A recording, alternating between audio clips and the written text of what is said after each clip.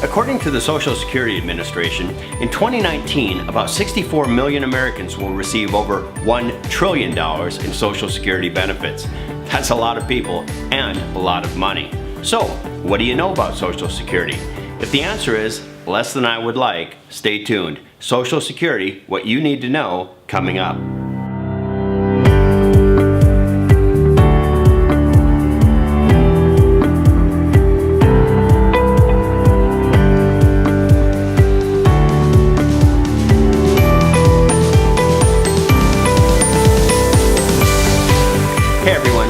Drayton, Certified Financial Planner Professional and founder of Jeffrey A. Drayton Financial Planning and Wealth Management, LLC. If you're watching this on YouTube, go ahead and subscribe. And if you're viewing this from my website, fill out the sign-up form at the top of the blog page so that we can contact you when new content becomes available. The Social Security Administration administers a lot of benefits. Disability benefits, family benefits, survivor's benefits, as well as supplemental security income and Medicare. But in this video, I'm going to focus on what I believe many of us think of when we think Social Security, which is retirement benefits. Specifically, I'm going to go over what it takes to qualify for Social Security retirement benefits, as well as how your benefit is calculated and the ways in which it can be received. So first up, who qualifies for Social Security? To qualify for Social Security retirement benefits, a worker needs to earn 40 quarters of coverage under the Social Security system. In 2019, a quarter is earned by having at least $1,360 of Social Security taxable income. The most a worker can earn in any 1 year is 4 quarters. Therefore, once a worker has earned $5,440 during the calendar year, he or she has earned their 4 quarters and has maxed out the number of quarters that they can earn for that year. Here it should be noted that your earnings are calculated annually, and therefore it makes no difference when during the year you made your money. If you earned $3,000 of Social Security taxable income in January of 2019, were then unemployed until December, and then made another $3,000 before the end of the year, you would have exceeded the $5,440 requirement and would therefore receive 4 quarters of credit for 2019.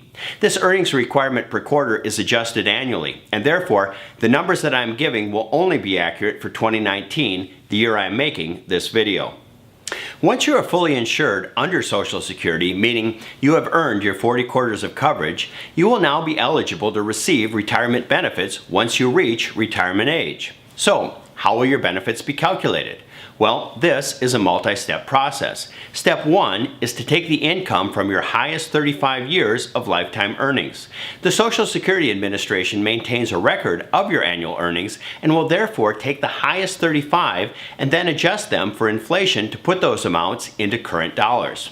Of course, the most you can earn in any 1 year is the amount up to the Social Security payroll tax cap, which for 2019 is $132,900. Earnings beyond that amount are not subject to Social Security payroll taxes and will therefore not be included in calculating your benefit. Once your highest 35 years of earnings have been calculated and brought up to today's dollars, they will then be divided by 35 years multiplied by 12 months per year, or 420 months, to determine your average indexed monthly earnings, commonly referred to as your AIM. Here it should be noted that if you had less than 35 years of earnings, any of those years less than 35 will simply count as zeros, thereby lowering your overall average. So, once your AIM has been determined, is this your benefit? No. Now we are simply ready to move on to step 2, which is to apply the Social Security benefit formula. For 2019, you will receive 90% of the first $926 of your AIM amount. From $926 up to $5,583, you will receive 32%. And for any amount beyond $5,583, you will receive 15%. These declining percentages are what we call bend points, points at which you will receive less and less of your average indexed monthly earnings dollars. A frequent concern that is put to me by my financial planning clients goes like this. I am afraid that I will not receive all of my Social Security retirement benefits because I'm not sure that when I reach retirement I will truly need the money, and I'm worried that at some point Social Security might be means tested. To that, I have both good and bad news. The good news is you can stop worrying. However, the bad news is the reason you can stop worrying is because Social Security already is means tested. Given the bend points, actually quite substantially so. The final consideration for Social Security retirement benefits is how will your benefits be received? Specifically, at what age are you going to take your benefits? And for this calculation, I'm going to focus on three possibilities. The first is full retirement age. Currently, full retirement age for Social Security depends on the year in which you were born. For anyone born in 1960 or later, full retirement age is 67 years old. For those born in the year 1954 or earlier, full retirement age is 66. And for those born in the years from 1955 to 59, your full retirement age is 66 plus 2 months for each year beyond 1954 that you were born. So at your full retirement age, whatever your full retirement age is based on the year of your birth, that is the age at which you can receive the retirement benefit that was calculated using steps 1 and 2 from before. However, full retirement age is not your only option as to when to take your Social Security benefit. You can also take it as early as age 62 and as late as age 70. And this is true regardless of what year you were born and what your full retirement age is. However, taking Social Security early means that you are going to permanently reduce your monthly lifetime benefit amount. Delaying your Social Security benefit means the opposite. You will permanently increase that monthly amount. By how much you will reduce or increase your benefit depends on how early or how late you choose to start receiving your Social Security payments. If you claim your benefits 3 years before your full retirement age, your benefit will be reduced by 20%, and it will be reduced by an additional 5% for each year prior to that. For each year beyond your full retirement age that you choose to delay receiving your benefit, you will receive an increase of 8%. However, the increases stop at age 70. Once you reach age 70, you need to start taking your Social Security retirement benefits. At that point, there is now no longer any additional increase to delay. So, when would you be best off receiving your Social Security retirement benefits? Well, this is highly dependent on your unique situation. But here are some things to consider. If you have other retirement assets that might be sitting in a 401k, IRA, other retirement accounts, a non-qualified brokerage account, or some combination of all of the above, taking your Social Security benefits earlier would likely delay the rate at which you would need to begin drawing down from those assets. Therefore, that would conceivably increase the investment returns that one could anticipate receiving from those assets that, because of having taken Social Security, you did not need to spend.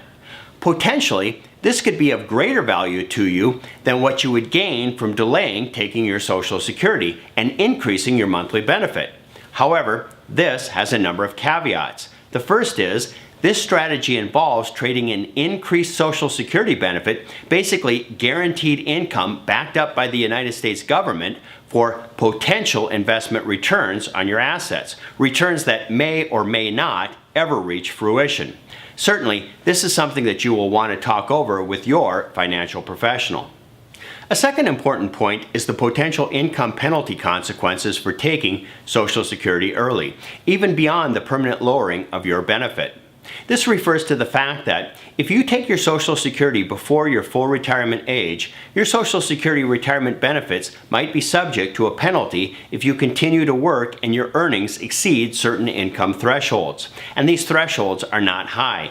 In 2019, if you are more than a year away from your Social Security full retirement age, your benefits are withheld $1 for every $2 that you earn over $17,640. Technically, those withheld benefits are not lost and could serve to increase your benefit later. However, if you have the capacity to work, the desire, or both, prior to your full retirement age, I would consider with caution any advice to go ahead and take your benefits early. And lastly, Married couples who have both reached retirement age will likely receive 2 Social Security retirement checks. Because of spousal benefits, a topic I'm not even going to attempt to cover in this already long video, this is true even if one spouse did not work outside of the home and therefore earn their own retirement benefit. Now, it is unlikely that a couple will die exactly at the same time, or for that matter, even very near to each other. So what happens to Social Security retirement benefits when one spouse predeceases the other? Well, you guessed it, one Social Security retirement check will now go away. However, there is a bit of good news. It will be the smaller of the 2 checks. Even if the spouse who dies first was the higher wage earner and therefore had the larger Social Security benefit, the surviving spouse will then get to step into the shoes of that spouse and will only need to forego their own smaller amount. Therefore, this should be a consideration in choosing when to take your Social Security retirement benefit. Taking that benefit early and reducing your lifetime amount is not simply reducing your monthly benefit, but potentially the monthly income of your spouse should you believe that there is a likelihood that she or he will outlive you. As I'm sure you have gathered by now, Social Security is complicated, and the difference between a poor versus optimal strategy in taking your benefits might be tens, possibly hundreds of thousands of dollars of lifetime earnings or eventual wealth. I will admit, I sometimes find it a bit amazing the cavalier nature with which many retirees treat the decisions surrounding the taking of their hard-earned Social Security retirement benefits. Before you do, I would highly recommend you seek the advice of a hopefully certified financial planner professional. I'm Jeff Drayton. Thanks for watching.